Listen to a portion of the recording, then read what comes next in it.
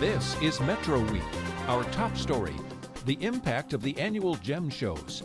We'll look at the numbers and talk to those who study minerals in Tucson. The tens of thousands of people who come here, it turns out, include many practicing geologists and mineralogists and people from many walks of life who are passionate about minerals. Plus, our Journalists Roundtable analyzes the week's news.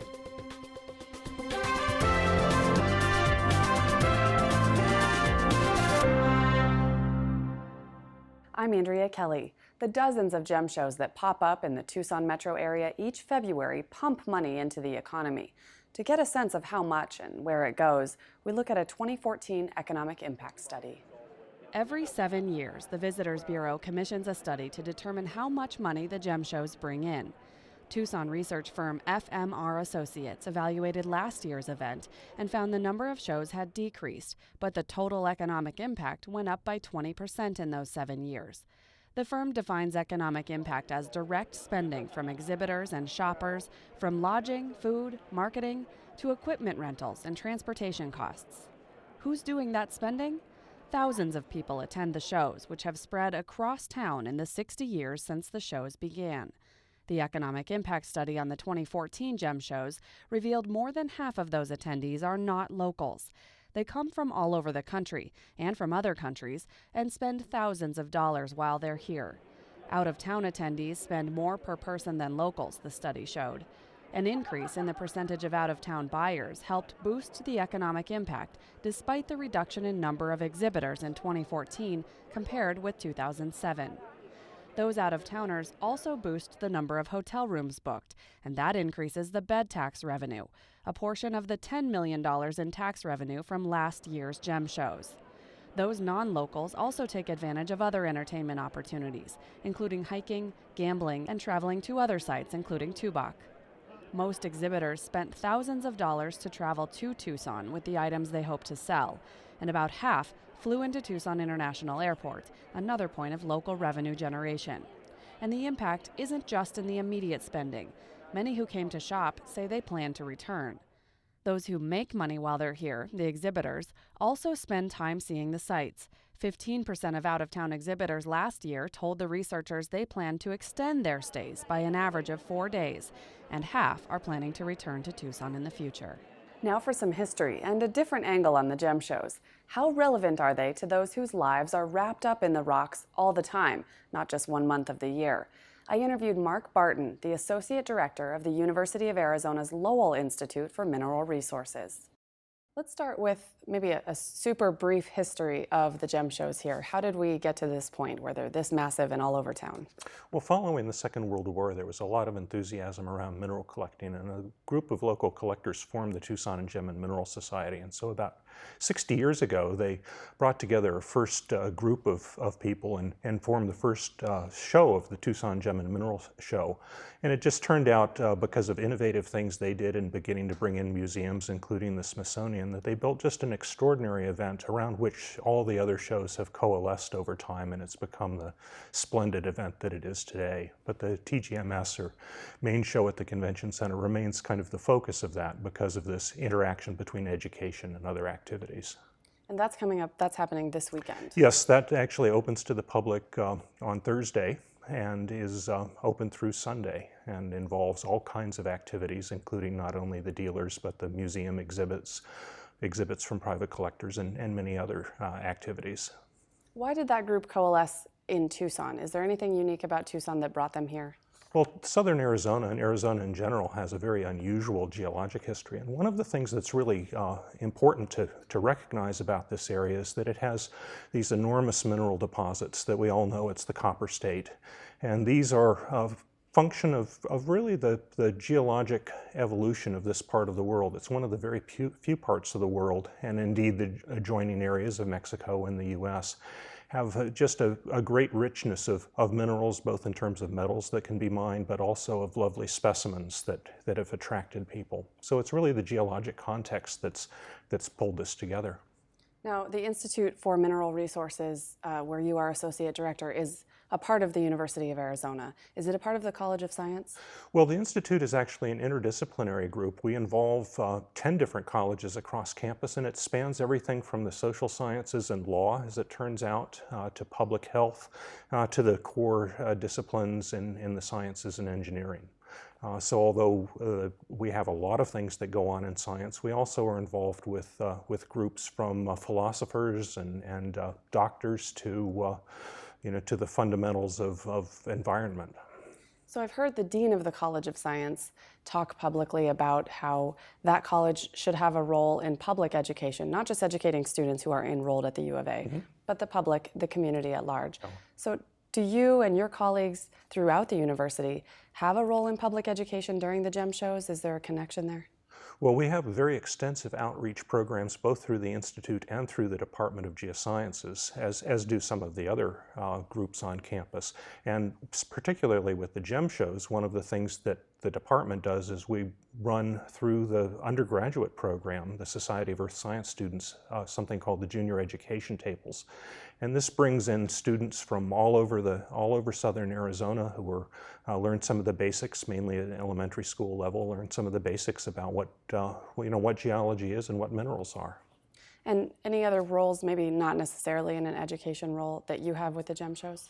The richness, the tens of thousands of people who come here, it turns out, include many practicing geologists and mineralogists and people from many walks of life who are passionate about minerals. And we're able to get materials that we use for research and donations for other types of things that wouldn't happen if it weren't for the GEM shows. So it provides an opportunity for professional interaction and also material collection? Absolutely. It's just a very stimulating time. In fact, it's overstimulating sometimes because of the way it's grown, but it's a marvelous opportunity. And we attract people. For example, many of our graduate students come because in part they're attracted by the opportunities that the shows represent. Is there another role for the university as related to the GEM shows with all the tourists coming, or the vendors, the buyers, commercial buyers who are looking for things? Well, because it's the middle of the semester, generally we aren't so much involved in the commercial side of it. But many people come, for example, to the Mineral Museum on campus, which is one of the finest small mineral museums in the world, and certainly in the U.S. And we see a number of people who will come through and visit, but we're not very much involved on the commercial side, interacting with the dealers and the others. We're just too busy at the middle of the semester. With all the academic work. Absolutely. The academic work doesn't go away, so this just gets added on to everything else we're doing. And how about you? Do you have any formal role with any of the shows? I don't at the moment. I've been very much involved in aspects in the past through the Tucson Gem and Mineral Society and in the Convention Center, but not currently at the moment. I'm pretty much fully committed to my campus-related activities. Okay. Mark Barton, thank you so much for coming in today. Well, it's been my pleasure. Thank you very much for having me. I also spoke with Marcus Orlieri, a mineralogist who has an active role in GEM shows here and worldwide. So you study minerals, but you also sell them at some of these GEM shows. Does that make you unique in your experience? There aren't so many of us. I got a graduate degree in mineralogy so that I could understand them better. I haven't really quested for the money. I always wanted to learn more about the minerals, know what they are, where they're from, so that I could label them properly. Tell me a little bit about your job as a research associate on campus. In general, I go to the mineral shows, or perhaps I travel to a foreign mine, like South Africa or Japan, and I try to find interesting samples. I bring them to the laboratory here, and I X-ray them or shoot them with a laser, and occasionally you find ones that have never been seen before. It's always interesting to find the ones new to science. I'm making an assumption here that most of our viewers are not selling things at the GEM shows. They go to look or they go to buy. So can you set the scene a little bit about what it's like to be someone actually participating in that end of the commerce? How you buy is very interesting. It depends on what you want. If you want the finest of things, you go to the finest of shows with the largest prices. If you want the most interesting or perhaps the best value, you want to go to the show as early as you can. When someone arrives on scene, they have to unpack their crate. And I even help them unpack. I unwrap the minerals, and oh, this is a nice one. And you kind of put that in your pile, and then you put the other ones on their shelf, and that's how you get some good buys. Now, are you looking to, when you're at the gem shows, are you looking to buy from a personal perspective or just for the research, or both? At the shows in February, I usually buy just for myself. I find that the minerals are a little bit more expensive at the mineral show, and perhaps if I go digging them or if I buy them from a collection, I get a better value. And how did you get started selling? Minerals are quite expensive. The nice ones are very pricey, and I sell maybe 100 pieces so that I can keep one for myself. So that's the private collection end of that. That's right. But at the same time, you said you're also looking for the mineral museum specimens and specimens to study. That's right. And those you're also buying, or are those on loan sometimes? I have minerals on loan at the Mineral Museum. I believe it's about 62 pieces, and they're all from one mine in Mexico, the Ajuela mine, and it's a beautiful display of different colors. There's yellow ones, green ones, blue ones, and they all have like zinc and copper. They're interesting species. Similar types of minerals that you might find in southern Arizona, or not? Some of them are found in southern Arizona, but this particular place is a bit unique. The Ajuela mine has a very large range of species and a large range of forms, habits, and colors for the minerals. So in itself, it's a good place to collect. And do you travel to other cities, states, countries to do this? Oh yeah, I sell minerals in Japan every December. Love the food in Tokyo, so it's always fun to go to Japan. There's a mineral show in France. It's probably the third largest in the world. It's called Sainte-Marie. That's in the summer. It's a great time to go travel in France. It's in the hills in southern France. Is this a kind of a circuit? Do you see people at some of the same shows every year? Yeah, I see the same people at the shows. You go California, France, Germany, Japan, and it's the same people every time. Do they get new stock? I mean, are you seeing different things even with the they same have their people? travels in between, and then they get different things, and it's always fun to see them again. Can you set up sort of what the relevance of the shows, the gem shows, is to southern Arizona? What does it mean that we have this here? There's some kind of a synergy. Arizona is very full of mineral deposits. There's huge copper mines. There's Morenci, the mines at Bisbee. They're closed, but they still have a large copper reserve. This was a source of specimens. 100 years ago, or more than 100 years ago, before this was a state, people would travel from the East Coast, like Philadelphia and New York City, to come buy the minerals coming out of Bisbee. And so there was a collecting community here for a very long time. I've seen diaries of mineral collectors that they label their specimens Bisbee, AT for Arizona Territory. And I know people I've heard stories of people from California that came here in the 20s and 30s to go to the mines. There's a mine at Tiger, Arizona, and the mines at Bisbee, and they were producing great minerals during that time. So the heritage is very old. After World War II, people started to have vehicles. The factories were humming and there were vehicles made. People would drive around and go to localities and dig stuff up. And that led to the formation of the society and later on the gem show. In the society, you mean the Tucson Gem and Mineral Society? Exactly. That puts on the TCC event. Right. And that really everything else has grown from, as we heard from Mark. Yes. Marcus, thank you for coming in today. I appreciate your time. Thanks for having me. Hi, I'm Lorraine Rivera. Join me next for Arizona Week. We'll take an inside look at the life of a graduate student. Do you want only wealthy people to be able to go to graduate school because those are the people whose families are supporting them from back home? Like, if that's what you want, be honest about it. Now, our Journalist Roundtable. Joining me in the studio is my colleague Vanessa Barchfield of Arizona Public Media, Dylan Smith of the Tucson Sentinel, and Thelma Grimes of Tucson Local Media. Thanks to you all for coming in. Thelma, your reporter did a cover story for Inside Tucson Business on the economic impact of the Gem Show. And I wondered if one of the people they talked to, or some of the people they talked to, were people who showed up to buy things. And I wondered if their findings mimicked the findings in that economic impact report. It really did. A lot of them wait for this show every year to come to Tucson, and like the report says, you know, there's a lot of direct spending, indirect spending from those buyers. 98% are out of town. and they come in and they, shop the mineral show, but they also stay extra days to sightsee and talk to a manager at Tucson Mall. Their sales go up tremendously during those 2 weeks as well. So I just want to check that figure. You said 98% are from out of town. I think it's 54% of the shoppers are from out of town, but they spend 98% of the money spent. Right. Okay. Right. And then the report, the economic impact report authors also said they didn't calculate how much money stays in Tucson from those actual sales. They were calculating things like hotels and lodging and food and transportation.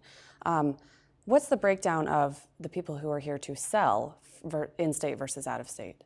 A lot of them are here for out-of-town visitors to sell. So they come every year and they come back every year. I think the answer there is how they keep coming back to the event. And they come to sell, but they also spend $6,000 themselves on the needs for what they need at the sale, what they need supplies for, and other stuff. So that ends up being direct spending locally. And as the report showed, they also do other things around town, just like the out-of-town shoppers do. So we have some impact from that. I know a few years ago there was talk about maybe some of the shows moving to other cities. Is that still up for discussion at all, or is Tucson sort of the location that's been chosen? There's a lot of talk on that. From what I know, Tucson's going to stay the main location, but if you look at it, it is growing in terms of Marana's going to have a satellite location as well. So it's grown to regional cities still here. And that's what I know on that level. Okay. And Vanessa, my interviews touched a little bit on the topic of the research that happens around rocks in Tucson and what that means at Gem Showtime. And you've covered some of that, sort of the debate between selling things or donating them or giving them or selling them to research. Yeah. So last year, actually, I reported on a story. I received a press release from a company here in Tucson called GeoDecor. They were displaying a full Tyrannosaurus Rex skeleton that they had named Russell. So Russell is, this ancient dinosaur skeleton, and he was actually not just on display for the public, but was on sale for nearly $3 million. Of course, fossils are widely available at the Tucson Gem, Mineral, and Fossil shows, and also throughout other times of the year at auction houses like Bonham's. But there is this really heated polemic between the commercial fossil community and the sort of academic, scientific paleontologist community. So scientists are saying that the sale of dinosaur bones is really driving up prices and denying them access to some of the very essential information about dinosaurs and how they went extinct. So I should point out that the commercial sale of dinosaur bones is completely legal as long as they were found on private property. They belong to private individuals. The question is it ethical? And that's up for debate. Right, it's not a debate that's going to get settled anytime soon, I'm expecting. Also, we've talked a little in our newsroom about, we hear every year there's some scam or another, or maybe fraud happening at the shows. And you called TPD, Tucson Police Department, to check on that this week. Did they have anything to report this year? Yeah, so anecdotally, I hear a lot about it. Counterfeit goods being for sale, fakes, things like that. But I can't get anyone to speak on the record about it, to be honest. TPD, I called them, and they were like, "Yeah, heard of some scams, but nothing out of the ordinary." So it's something that it's talked about, but we haven't tracked yet. Exactly. Okay. And I want to switch to a different topic. Dylan, the American Civil Liberties Union, ACLU, filed a lawsuit this week regarding the treatment of immigrant children in Border Patrol custody. What was that case about? Well, this stems from the wave of mostly Central American kids we saw last year, that huge influx of children, mostly in Texas, who were then sent to facilities all over the Southwest, including some who were sent to Nogales especially. And there were a lot of complaints that these kids weren't treated properly, and in fact that some of them were abused while they were in Border Patrol custody. So the ACLU started looking into that last year and filed a complaint with the Department of Homeland Security, which Border Patrol is a part of. And then they asked for some more information and made some public records requests. And Homeland Security has refused to turn over these records. So the suit that was filed was not specifically about the treatment, it's about getting these records, and that under the law probably should be turned over, but the DHS is saying, no, we're not going to give you that information.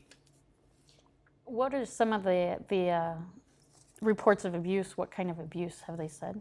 Well, some of the kids, and these children range from about the age of 5 through 17, that they were actually physically mistreated. Some of them say they were struck by agents, others that they were taunted by agents, verbally about the situation that they were in, that they were fed food that wasn't, really fit for consumption, that the cells that they were placed in, the holding facilities were freezing cold, things like that. It was a huge stretch. The ACLU last year came up with about 116 children who say that they weren't treated properly. And what is the ACLU hoping to get out of those records that they haven't received yet? Well, they want to sort of substantiate these claims and not just have it be based on, this one child says he was in this facility and was treated this way, but they actually get a hold of those records that, where the children went, which facilities they were in at which times. Dylan, can we assume this is essentially setting up a later lawsuit on the actual treatment? That seems pretty likely. And how does this compare to your ability to get records as a reporter? There's a reason that 2 years ago, the National Organization Investigative Reporters and Editors said that Border Patrol was the least transparent agency in all of the United States as far as government agencies go. And they were given the inaugural awards, for stonewalling. And apparently that's not improved. Especially all of the agencies in Homeland Security are as closed-mouthed as, you can imagine. They just don't like to share things that, even when there's something that might be in their best interest to get out there, that they did something, great that they might be recognized for, they don't like to talk about it. That often falls under the cloak of national security, right? That's why they can't release those records. Well, that's what they say. Mm-hmm. Right, that's the reasoning. Vanessa, I want to touch on another news topic for this weekend. The open enrollment for the health insurance, the required health insurance for every American ends this weekend. What do people need to know heading into the weekend? Well, the first thing is, as you said, it ends on Sunday. So the 15th is the last day to sign up for health insurance through the federal marketplace. If you don't have health insurance on February 15th, you will have to pay a fine for next year.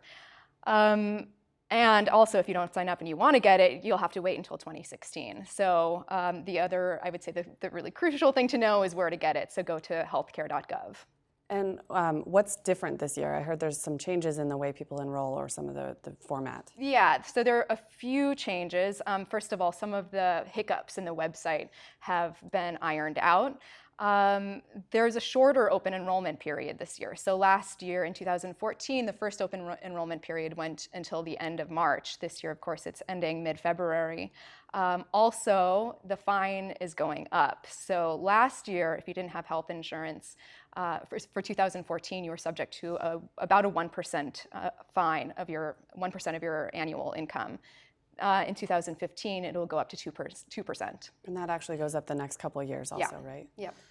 What people who did not enroll last year need to pay that fine in their taxes by April 15th. How do those penalties work? So it's just, it is part of the tax process now. When you're filing your taxes, you'll be asked if you have health insurance. If you don't, you will have more paperwork. It's not just about the fine, but it's about more paperwork as well. So you have to fill out the shared responsibility form, I think it's called. So another incentive to sign up for it. And why don't you just say the website one more time in case people didn't catch it? Okay, it is healthcare.gov. All right, and the deadline is Sunday? Yep. At the end of the day? Exactly, I think at midnight it closes. Okay.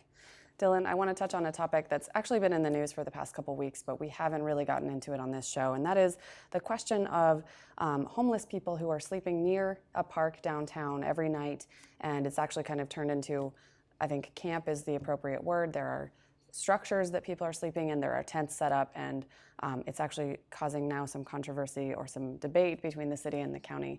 Can you give us an update on what's happening with that? There are several dozen homeless people who are spending their living basically on the sidewalk in a small park in the middle of downtown and across the street near the county building. And there are actually a couple of different groups of folks who are camped out in there. They brought in small plywood shelters that they call dream pods that they are sleeping in and storing their belongings in. And this is something that's sprung up over about the past month or so in the wake of a federal court decision that said that the city cannot limit them to merely having a bedroll and a backpack and a beverage. The city three tried- Bs said that tried that's, to do that, right? there was a rule that the city was trying to enforce on homeless people downtown, that they couldn't have a pile of belongings, that they couldn't have a tent or anything to sleep in while they were on the sidewalk. The judge did uphold, did not really challenge the city's policy of not allowing people to sleep in parks, and that's why folks are sleeping on the sidewalks instead. And then what are the legal reasons that the city has said whatever happens now just happens, and now that the county has stepped in? Can you talk about the public health? Yeah, well, there have been a number of complaints about drug use and drug paraphernalia and human waste, building up, or especially around the county building. The folks at the county are not too happy about this situation, and they're really pointing a finger at the city to try and do something about it. The reason that the city does not just clear people out is that they can't. One, they're under a federal court order. A judge said you have to allow people to be here and exercise their right to demonstrate, and that's what these folks said that they're doing. They're demonstrating for the rights of the homeless while they're living there. Tucson's homeless population, of course, grows in the winter, in the warm winter months. Do you have any sense, are these members of Tucson's homeless population, or are they people from outside as well? I think it's a mix. I mean, a lot of them, especially the people who are involved in sort of organizing this activity, have been down there as part of what was first Occupy Tucson and now what they call Occupy Public Land, sort of an offshoot of that, for a couple of years now. So there are a number of them who are Tucson's homeless population. There may be some people who are part of the more transient group of people who move around the country who are spending their time there as well. Once the county stepped in and said this needs to be cleaned up because there are public health issues happening, the Downtown Tucson Partnership, which is a quasi-independent organization that deals with downtown development and security and other cleanup activities, said it would be doing extra cleanup there. Why is that the agency that's working on this? Well, that is the agency that we've sort of tasked with keeping downtown clean and making sure that garbage gets put in garbage cans and that people feel safe to walk around. They're an independent nonprofit, but they get the public funds to handle those tasks. And those folks, the Downtown Partnership staff, have said that they're a little bit concerned about having to clean up around these areas, especially if they're the stuff that they're finding in the trash cans. So have they created any solution to what they could possibly do with this issue? Or is it just going to continue this way? Well, there are a number of proposals floating around to possibly give homeless people a different spot to camp in, although you're still going to run into the fact that people have a right to demonstrate and they could be on the sidewalk if they want to be on the sidewalk. It's going to be hard to get that past a federal judge. Trying to institute some sort of what they call time, place, and manner restrictions on speech is possible, and that's why the city barring people from being overnight in parks has held up. So the city is going back to the judge and filing something either today on Friday or Tuesday because of the long holiday weekend to try and appeal this and to get the judge to take another look at what the situation has developed and whether all of that is something that people have a right to do. A lot of rights at stake in this conversation. Yeah. Thelma, I want to hit on one more business story before we end our show today, and that is that Dove Mountain, the Ritz-Carlton Resort at Dove Mountain, received 5 stars from the Forbes Travel Guide. What does that mean economically for the region or competitively? I think it's a big deal, partly because there's only 115 resorts in the nation with a 5-star rating. There's only 2 in Arizona, and Dove Mountain is one of those. So it's big on that level, and Dove Mountain already has a big name. I mean, celebrities come have their weddings there. Look at Savannah Guthrie, who's from Tucson, but she had her wedding there, that kind of thing. And it just increases the publicity for the area as a whole, and Marana as a whole, really. Do you think that trickles down into other resorts? Do people come to Tucson because there's a 5-star resort even if they don't stay there? I'm not sure. I have no idea on that level. I would think it would help it. Yeah, I would think it would help it. What's the process a location goes through to apply or compete for a 5-star? Based on what I could see, it's from services down to where you're located, views, all of that is part of it as well. So. And how long does this last? Is this 1 year, kind of reapply every year? Do you know how I think that it works? comes out annually based on what I found online. And does it cost them anything to apply? I don't think so. All right, thank you all for coming in to talk about these topics this week. That's it for our show. For more on this week's news, including stories that aired on NPR 89.1, go to our website. Now Arizona Week follows the efforts of university graduate students to stave off cuts to higher education in Arizona.